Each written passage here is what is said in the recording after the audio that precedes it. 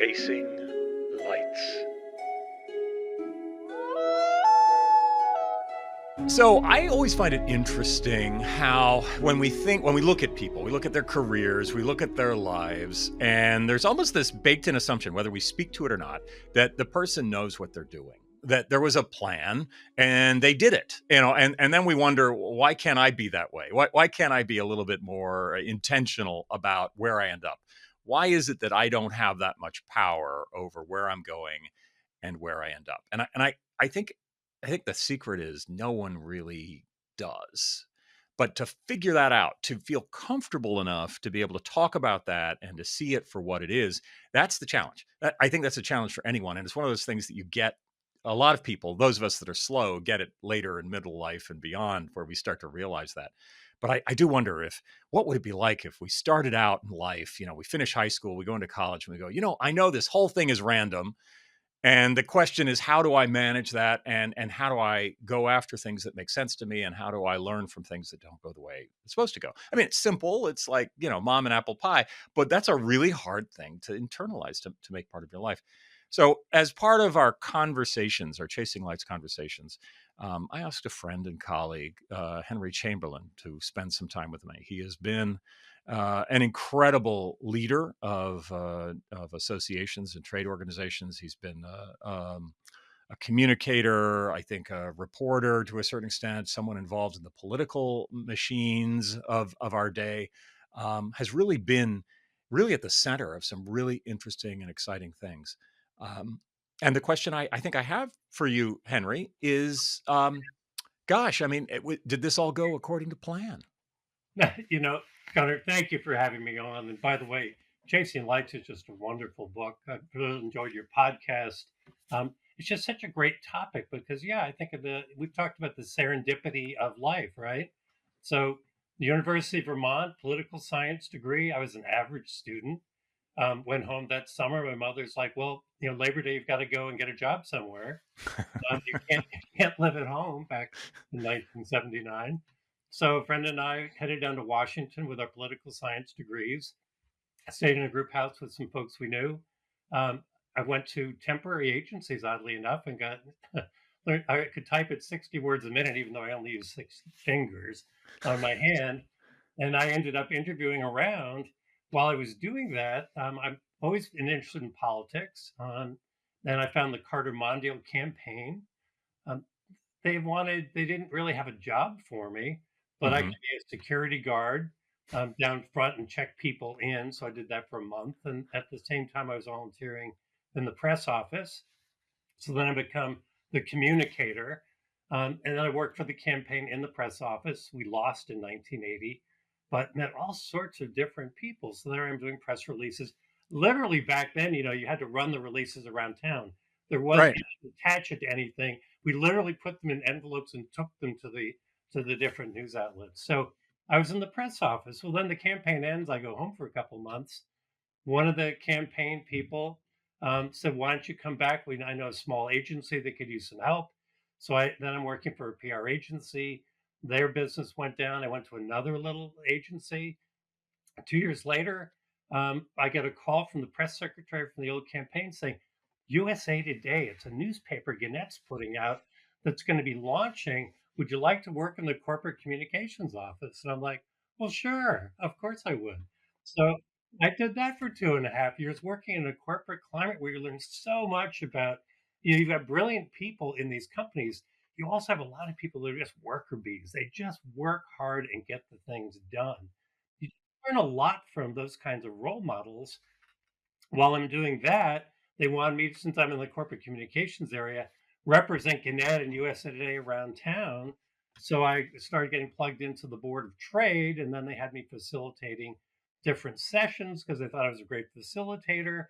I find the Public Relations Society of America. I then migrate over to BOMA. I left USA Today Gannett, go to BOMA as their first director of communications. It was interesting because back then I would say BOMA was a club. It was mainly a male club, 80% men probably. But the things they put out in terms of research and the rest were all secrets because those were for the members. They aren't for the public. And I'm like, well, then Why do you have a director of communications if you can't promote things? So I started dabbling with our local associations. And I just remember Senator Metzenbaum was going to be in Ohio at a BOMA Cleveland event. And I said, "Are you going to put that out on the wires?" And they said, "Why would we?" I said, "Well, you can have a banner that somebody might take a picture of Senator Metzenbaum at your meeting and put it out on the state wire." And they were like, "Well, okay, give it a try." Well, they did. And BOMA Cleveland was like, "Wow." And then the other local association said, "Can we do that too?" So so next thing you know, I'm doing local association affairs, and I'm the membership person as well as communications at BOMA. And then I went through American Society of Association Executives, got their certification. Because frankly, Gunnar, I never cared about business. You know, if we were given money as an allowance, I would spend it right away. I had no concept of saving, investing. My dad was a CPA, very disappointed in my career path, but always incredibly supportive. But I learned what a balance sheet was and what you need in terms of income and expenses and putting together budgets. Had some tremendous mentors along the way. I became senior vice president when our head of advocacy left because my boss at the time thought that I might leave next, and he couldn't afford to lose both of us. So next thing you know, I'm getting to circulate and travel some as the senior vice president, representing the group, and then 3 years, then 6 years later, I got passed over the first time to be president. I hung in there for 3 years. The new boss really didn't want me to be there, but I was the one who traveled and had the political ties and was very supportive. And then 3 years later, they said, "Well, we're going to do a national search," when he was leaving. And I said, "Well, you can do that, but I won't be here after the 3 years. I'll do the transition, but I'm not going to get passed over again. I've got other opportunities in the world." And they said, "Well, we'll give you a try." So 23 years later, here I am, retired now. But you just think about the path, and I just think about all the mentors along the way, all the information I learned. We've also talked about, are we journalists or not? But I think we all have to have a duty of curiosity, because I truly believe some associations doing everything we're doing better than we are, leveraging technology in ways we haven't thought of, working with teams the way we haven't, steal the good ideas and learn from each other and bring it back to your own group and see if you can make it work. So there's so many different elements in how we get to where we're going to be. And I was very successful, but it was because of the people around me. I had great teams, I had great members, I worked with them. It's never about you specifically. I think if you think it is, you get into trouble pretty quickly. It's really about what kind of an extended team can you put together and what kind of magic can you make happen as a catalyst for the operation. That makes a lot of sense. Well, that's a great story too, and I think everyone who graduates with a poli sci degree thinking, "Well, this is useless," they could take something from what you learned. I mean, I do think it's one of those hard to define. All right, how do you apply that? How do you apply that to a career? And maybe it doesn't really matter. Part of what I've been interested in over time is the amount of people that are doing something other than what they quote trained for in college. Yeah. It's That interesting too, because I wanted to work, I always thought I'd work on Capitol Hill as a press secretary. mm, And I interviewed multiple times and I didn't get picked in the end, obviously, from my trail. But I'm a bit of a fatalist, because I do think things happen for a reason. Who you bump into, it gets back to the serendipity of life. Take advantage of opportunities and the people you meet along the way, because you just don't know where you're going to get to. And the one other thing I'd mention, kind of, because people get depressed when they're looking for jobs. When I found the BOMA job, I was at home watching the ACC tournament, Big East, back in 1985, and I was my second beer in the afternoon, and I got a call out of the blue from head of advocacy for BOMA at the time, good friend, and he said that BOMA's looking for a director of communications. Can you come in this afternoon and interview for it? And I said, "Well, probably be better if I came in on Monday." He said, "No, you need to come in now." And I did, and I had an interview, and the boss at the time said, "I can't hire you on the spot, but I'll call you tomorrow." And I started the next Monday. So when people get depressed about their searches, I'm always saying you just never know when you're going to land, because lightning strikes. And it gets back to that, I think that was fate that I found BOMA. it's It's a weird backhanded blessing in a way. I do think it's essential for someone to be a leader and someone to deal with the exigencies of all the things that happen in life. That things go wrong, things go right. Um, that it's important at some point to be out of work. I Yes. think, and I hate it. And I've been out of work more than once in my career, and there is that despair that sets in, especially as the time keeps going on, and you send out resumes, or you circulate amongst people, basically you beg for work for a while and nothing happens, and you start to believe that this is a steady state, that this is going to be what it is forever. But Right. it also allows, I think, I would love to hear your thoughts on how important was that time where you didn't know what you were going to do next to your performance in that job once you got there. Yeah, I think that's an interesting question because I think it makes you hungrier, right? It makes you really bear down on whatever the job is and really makes you a student of, well, how do I master what I'm supposed to do and what skills am I missing? That's when I talk about PRSA and ASAE, leveraging up that knowledge to figure out how can I be effective and how can I be looking out into the future and bringing in the new ideas and putting out the better stories and having better headlines on press releases, something as simple as that. But I think you have to be a student. And when you're out of work for a while and you're hungry and you've got to pay your bills, and people are like, what are you going to do? You really are striving to be successful. So I think it makes you hungrier.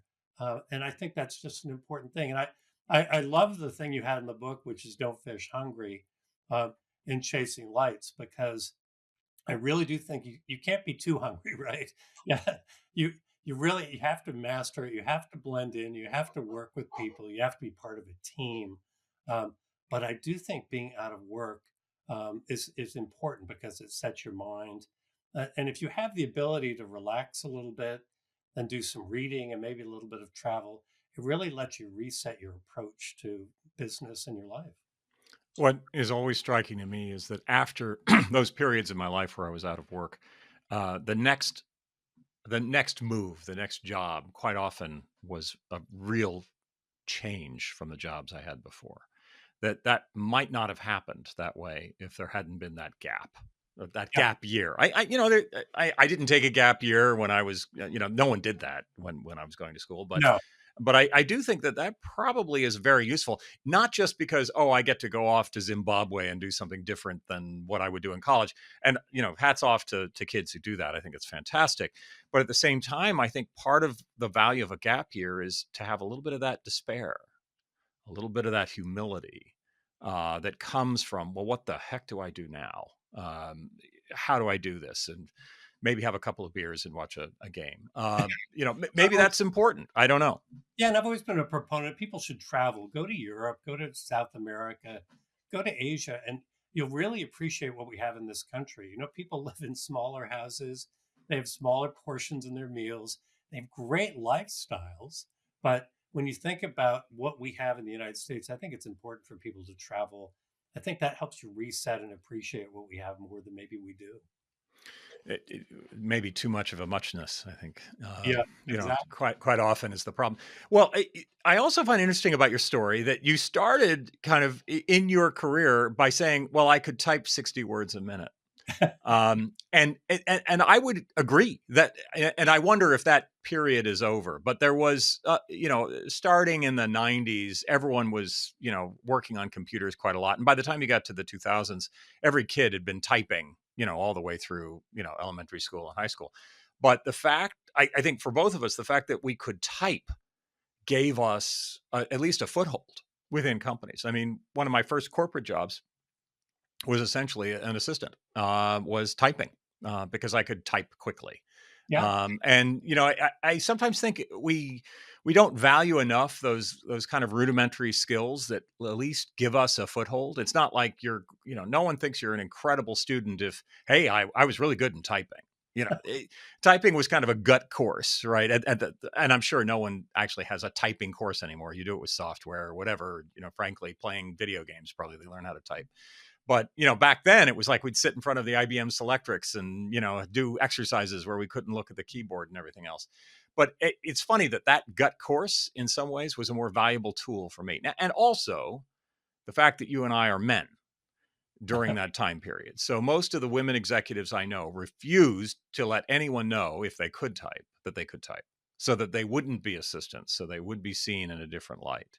And I absolutely respect that. I think that that makes total sense, because there was this kind of cliche that if you're a woman in business, you're going to be a secretary. It was not a stepping stone for a lot of women to go from secretary. Some, succeeded, but it was probably tougher for women than it was for men in the 70s, 80s, 90s, to be able to move from the secretarial pool, it used to be called a secretarial pool, Right. into a leadership role. There's so many times where I'm so grateful for the fact that I'm not held back when I'm sitting in front of a keyboard. It doesn't slow me down. In fact, when I write creatively, when I wrote the book, I write it first in longhand. Ah, there you For go. a couple of reasons. Number one, I don't want anyone to read it because it's complete slop when I write the first draft. And secondly, because I'm not that fast when I'm writing, but when I'm typing at 60 to 100 words a minute, I mean, anything will get there on the page, and it's hard to craft, if you will, at that point. I mean, later I start typing. I'll take my scrawl that's in a journal and type it. But I do think it's interesting that it's an overlooked skill, and I wonder how many of those overlooked skills end up being extremely valuable. Yeah, it's funny because we didn't. I It was optional for us to take the typing class you're talking about, which I resent now because I never learned. I never took it, so I learned to type with 6 fingers. We did have to take shop, and we did have to take home ec. So you learn basic cooking, which was important, in sewing, and then you learn how basic stuff to do with engines and woodworking and all the rest. Well, those are skills you use throughout your life. I mean, I think those are all important things. And you talk about the secretarial pool. I can't tell you how many women moved out of the secretarial pools into assistant property manager and then managers, and then up the ladder as the industry changed. You learn some very good skills, but you also get exposed to everybody and the thinking and all the rest. So you learn at the same time. One of the most successful CEOs of Southwest Airlines was the secretary, and she moved into that chief operating officer and then to the CEO position. So it absolutely it was an entry. I don't know if it is anymore, but I do remember in the '90s, PowerPoint was becoming a thing. In the mid '90s, and everyone had to do, at least within the company I was in, everyone had to do their PowerPoint decks, and no one could do it. Yeah. The only people who knew how to put these things together were the assistants, were the secretaries.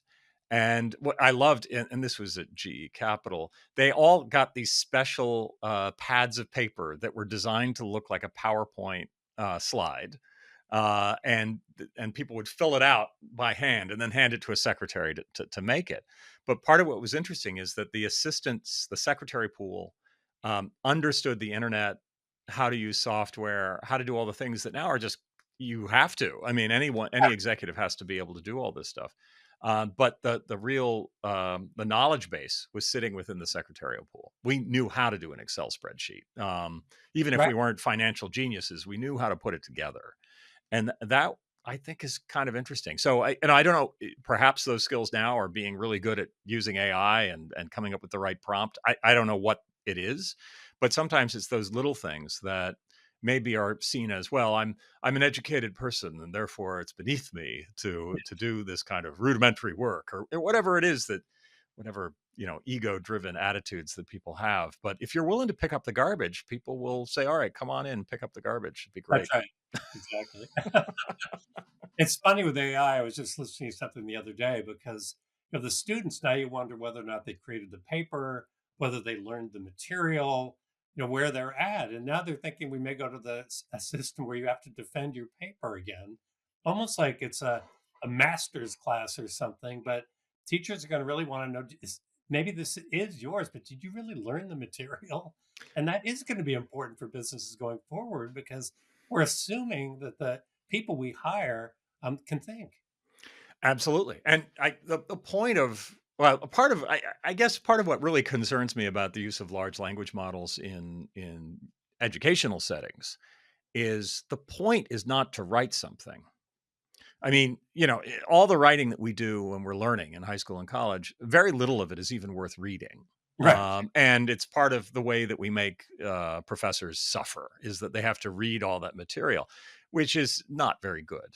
Most of it, it's not there for us to produce writing, which is what you go to a large language model to do. Just produce the writing. I need this. Do it this way.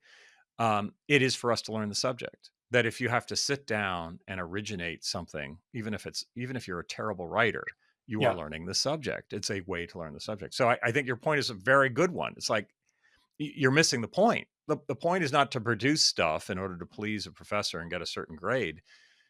That's not the point. The point is getting to the point that you can defend your thinking. You can defend your Yeah. ideas. I wonder if that will push some of the better educational programs to emphasize oral reports again, the ability to defend a point, to understand it well enough to be able to do that. I think it will. I absolutely think it will, which is actually a great skill for people to have, right? It helps them with speaking along the way. So, but I absolutely think you're right on that. I think the hard part of writing is not writing. Once you're kind of in the zone and you're writing something, it's actually fun. It's gratifying. The problem is figuring out what to write. I remember huge moments when I was in college. Weekends trying to bang my head in the wall, coming up with a thesis. What do I think about this? And that was like the least favorite part of it. It was painful and not unlike looking for a job. It's like, I have no idea what I'm doing. I'm out of my league. I don't know how to do this. In any case, I just find that kind of interesting. Yeah, Um, the other lesson I learned in college was what kind of sources are you using in terms of your papers? I was in a China class with a professor.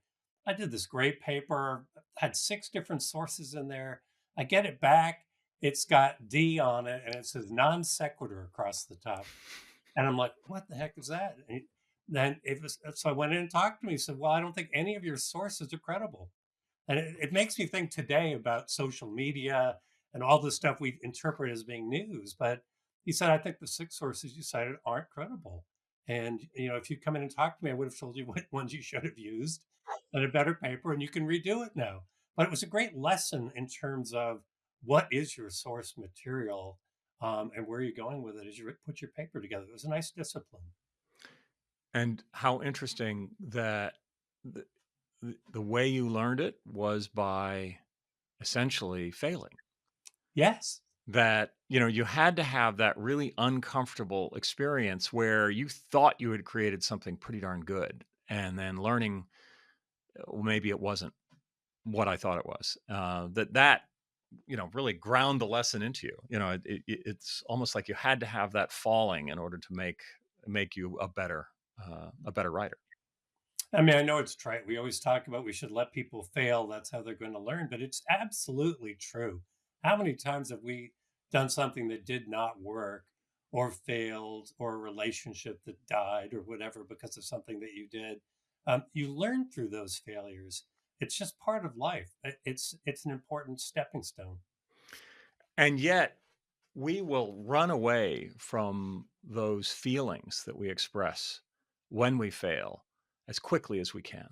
Yes. Um, as as I've wrestled with those darker feelings myself, and part of the writing, certainly of the book, but also just in life, to try to figure out, all right, where does this fit? And the assumption is I've got to do everything I can to keep from feeling it. Right. Right. Right?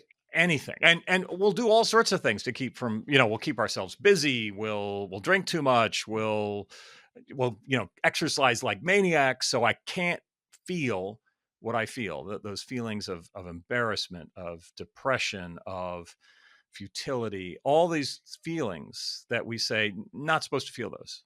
That successful people don't feel that. And yet that seems to be the moment where the pieces somehow move, where the gears start to shift, and we're able to see things on a go forward basis once we've experienced that. Yeah, I think Um, that's interesting. You make me think about depression and society to a degree. And you were talking about when you're out of work, you do get depressed and you tend to compensate. But you realize that there are a lot of people out there to support you. It's not just your family, it's people you've worked with, it's people you've met over the years. It's leaning on people really helps bring you back in some good ways. And of course, introduce you to opportunities. But there is a little element of depression in all of that that we deal with, right? Yeah. And but it, I worry that we don't allow depression to be. And as such, we make it stronger. So Yeah, the more we resist it, the more powerful it becomes. The more it can overwhelm a person. It can bring someone all the way down. If we don't simply allow it to be there. I agree. And self medicating isn't really an answer, right? It might be for the at least initially. I think people are rational at the end of the day, and in some ways it is rational. I hurt.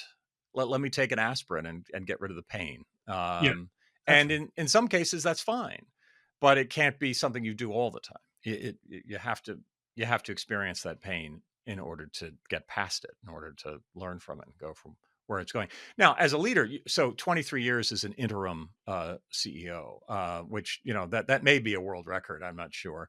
Um, Yeah, they just never got around to letting me go. Yeah. well, that works for me. I'm all in for that. So in your 3-year interim period, um, where were those times that you hit a wall, where you learned, where things didn't go the way you thought they were, and where those lessons were handed to you? Yeah, it's interesting. There are a lot that come along the way. We were sort of cutting edge in terms of online speaker assisted education. We were ahead of our time and lost a big block of money off of our balance sheet. Um, sometimes it's nice to be on the cutting edge, but generally it's nice to be a little behind the cutting edge. So I think you learn a big lesson on that. Um, the financial crisis back in the late 90s into 2000, um, we had to cut back on a couple of staff. I had never done that before as a senior vice president. I think that's always tough because if you've got a balance sheet, you want to invest in people as a bridge, um, and you learn a lesson there. 9/11, we had a whole issue around obviously security. What were we doing? Um, the safety of our members, the safety of our staff the day of 9/11. Here in Washington, it took people 2, 3 hours to get out of town. There was a panic going on. How do you help people so in the future, in a situation like that, you can make a difference and make people feel safer in really tough environments? It was interesting, year 2000, that was an interesting one. We spent 6 months helping people figure out how to upgrade their software because everything's going to collapse. The lights are going to go Right. out, won't be safe. Of course, January 1, everybody, the lights were on, at 12:01, everyone's still celebrating and happy. But it's kind of But I interesting. remember being on call. That Yeah, was the New Year's Eve where we were all waiting for the call, the Y2K call that we were all worried about, that everything was gonna collapse, and then nothing happened. It was yeah, an interesting we moment. were with friends. We walked down to the Washington Monument because they were doing some sort of a concert.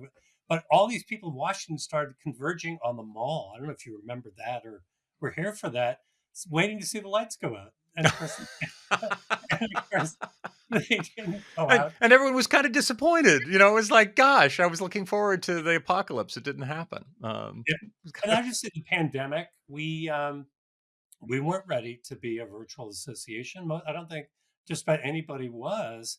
It was very tough. But the next Monday morning, we were discovering Zoom. We were putting together.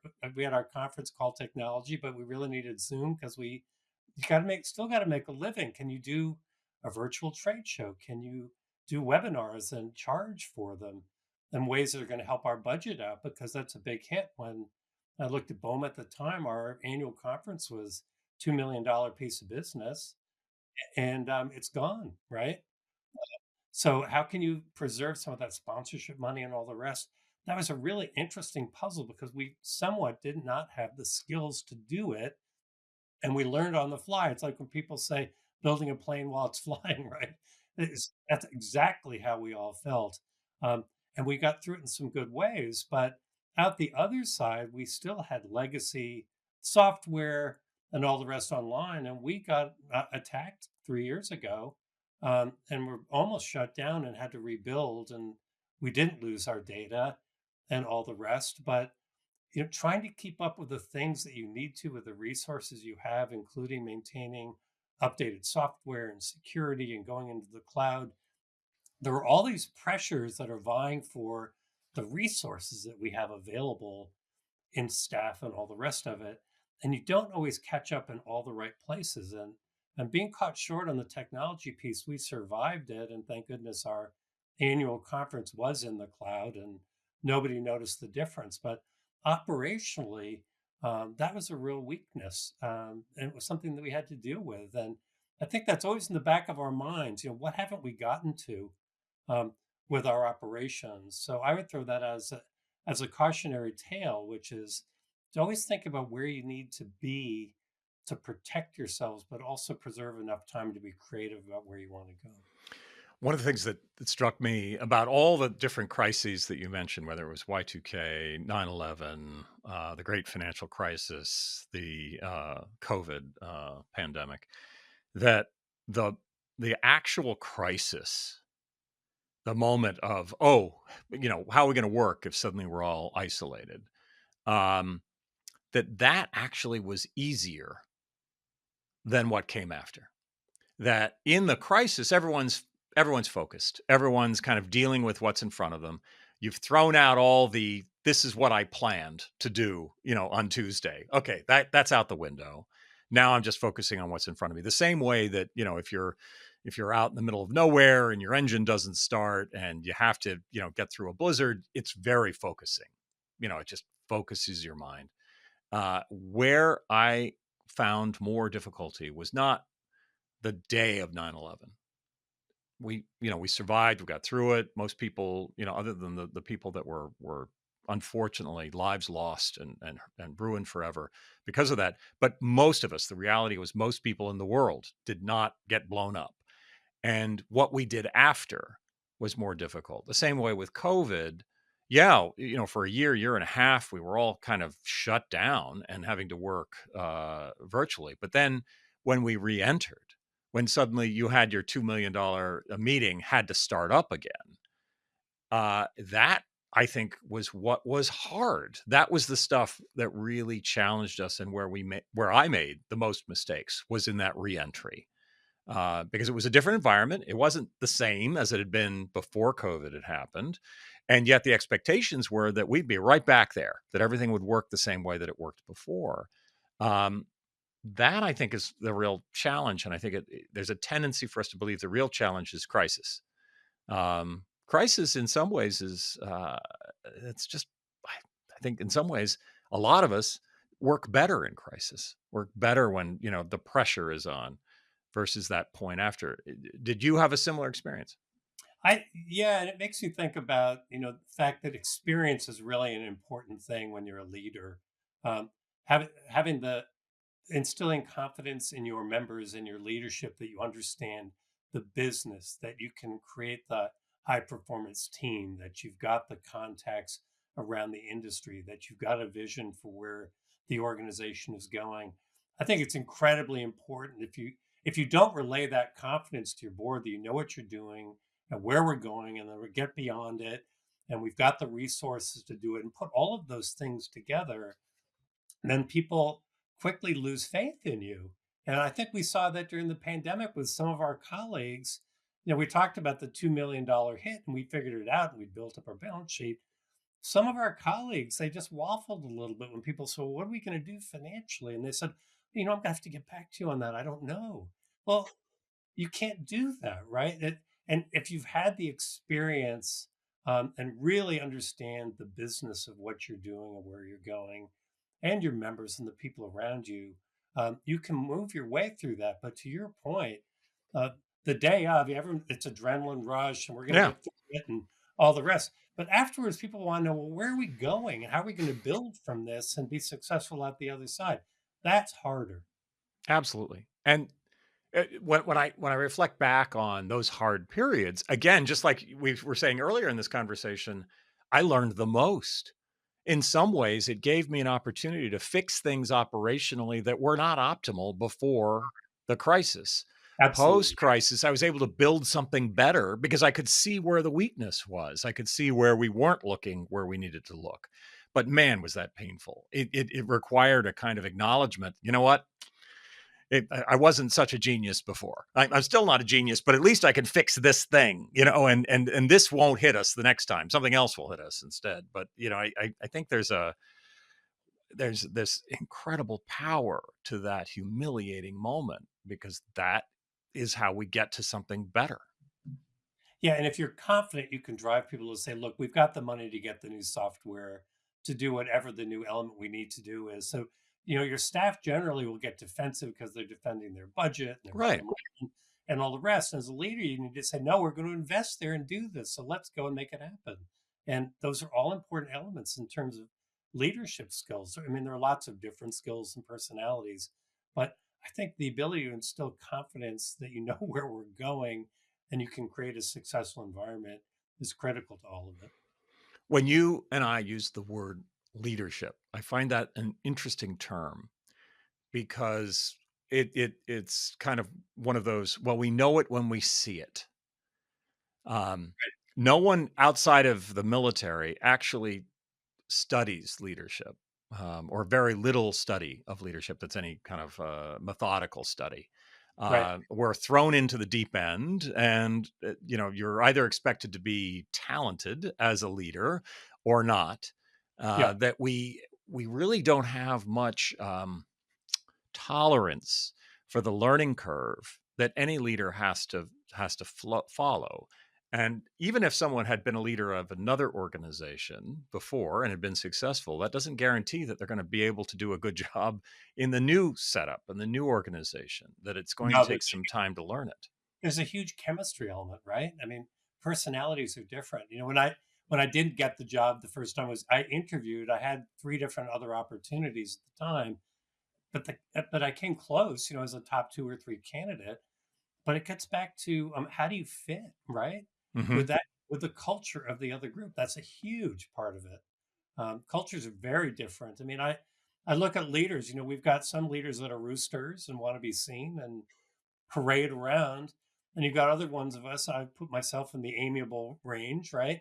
I like to blend into the crowd. When I walk into a room, I don't necessarily want anybody to turn around. And for new members, I'd like to surprise them when they say, "You're the president." Um, but but there's a whole range of styles. But it gets back to chemistry, doesn't it? And But that creativity. also suggests that those things that we associate with leadership may not be what makes for good or bad leadership. It just are attributes of personality as they go forward from it. What do you think most people get wrong about what makes for good leadership? What is it do you think people miss? I think people always think that leaders have to be the drivers. They have to push the agenda.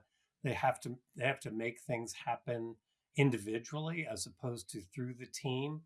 I think really good leaders are the ones who listen.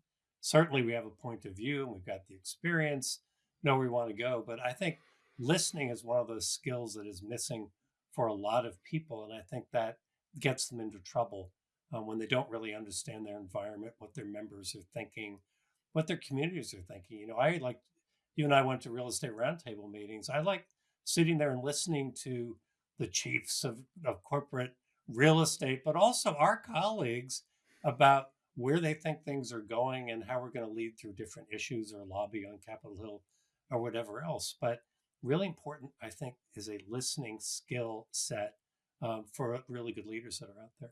And yet, listening is maybe one of the hardest things for us to do, for people to do. So, we can hear, but to listen, that takes effort, I think, to a great extent. I also find it striking that the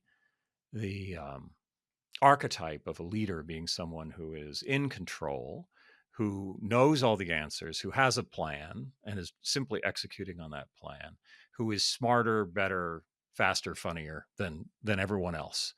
Um, that works, I would think, in an environment that is truly in equilibrium, if there's stasis. But in a dynamic environment, an environment where things are changing and where there are things that happen that no one expects or very few people expect to happen, that it doesn't happen in the way we think it's going to happen, whether it's COVID or 9/11 or Y2K or great financial crisis. I mean, we maybe we had a sense. There was always someone warning us that something like this was going to happen. But Right. but Yeah. but we weren't living our lives as if that was going to happen. And leadership didn't quite know what would be any leader and would know what's going to happen after. And part of what I'm struck with some leaders that I respect that really kind of change the way I look at things and think is how often and how easily they're able to say in a way that makes me still want to follow them, I don't know. And that's Yeah. okay. And we're not going to do this perfectly. And that was a mistake. And here's how we're going to learn from it and move forward. That style of leadership, I think, is next level. I agree. There's the first level, which is kind of just pushing everything around and making things happen and doing whatever. But the next level is like, I'm sorry, I don't know. We don't know. Let's figure it out. And to be able to follow that, I think is that's what we need to do. We need to find ways to be there. Yeah, and I always thought of a legacy as one of those issues as well. I think you always want to leave the people around you better off than they started out, whether it's training, investing in your staff, whether it's a master's or certificate, or your members, getting them involved in committees and then up into the executive committee. And maybe they ultimately are leaders of the organization. But investing and prodding people, we see people with skills all the time. Most people tend to sit back and they need somebody. We have a mentoring role as well as we develop our teams. Younger staff, probably, if you get them for 2 or 3 years, that's great. We did better than that, maybe 5 or 6 before they went on. But you want to invest and develop people, and that's not just your staff, that's people in the industry, because we're great learning laboratories. Give people upfront opportunities with their peers from across the country, the globe in your case. Those are experiences they don't necessarily get with their companies that help them develop their careers and make your organizations better. And as I was wrapping up my BOMA years, so many people would walk up and say, you're the one who prodded me to do whatever, and I did this, and now look where I'm going. And you don't think about that along the way; you just sort of do it naturally. But I think really investing in that and thinking about your legacy in terms of the people you leave behind, some of whom are great friends. A lot of them are industry colleagues, but I think that's an important element. But how powerful is that? I mean, so much more power. That's the lever that Right? that a good leader has, because the world and the things that happen on a macro level are so much bigger than we are. That it is hubris to believe that as a leader we can put our arms around the world and actually control it, Yeah. and push it into the direction that it has to go. I think that is where we make our greatest mistakes, is if we're thinking that way, versus here's someone that today I can help this person move past where they are right now. Here's something I can do right now for this, for an associate that's stepping in and is having a moment where they're stuck. Maybe I can help them. That it seems to me that's we're moving mountains, but we're doing it one relationship, one person at a time. And just doing little things in relationships. I'm old fashioned. I still like to send birthday cards to staff and some of the volunteers, or anniversary cards, or thank you notes after I've been visiting local associations or other groups with the leader and the staff colleague. But, over time, the mentoring, all of that, it really, those people want to get involved and they want to support the organization. It's not just you, it's the way they've been treated. It's just very important. It's do not discount the power of being kind. No, Um, no, it's really good leadership quality. yeah, absolutely. I find it, what is somewhat disturbing though is that when you are kind as a leader, it's a surprise It's not, that is sad, isn't it? that people expect. They do not expect you to be kind. They do not expect you to be human, as much as they don't expect you to be able to admit your flaws. And Um, some leaders like the distance, right? They want to be a little intimidating. I was the opposite of that. People felt free to call me anytime or email, and I'd respond back. And they found that refreshing, you know, given what's going on in their own companies or whatever else. But I think availability is a good quality too. Absolutely. It's hard. It's hard to maintain that, and keep that going, especially when you're freaking out about whatever issues you might have in the moment, but important to hold on to, I would think. Yeah, it takes a lot of energy, but it's rewarding. Mhm. Well, I thank you for this conversation, Henry. This was really an interesting kind of track, and not what I expected, to be honest. I wanted to control this interview, and I couldn't because I lost control, and I'm not powerful enough to be able to control what's going on here. But to the good side, so many kind of interesting insights, not just about how one builds a career, but how one thinks about leadership and others, and how to function in a world that you don't control. So thank you. No, thank you, and congratulations on Chasing Lights. It's terrific. I'm glad you think so. Hopefully, other people will as well, and will buy my book and read it when it comes I out. think it's going to be great.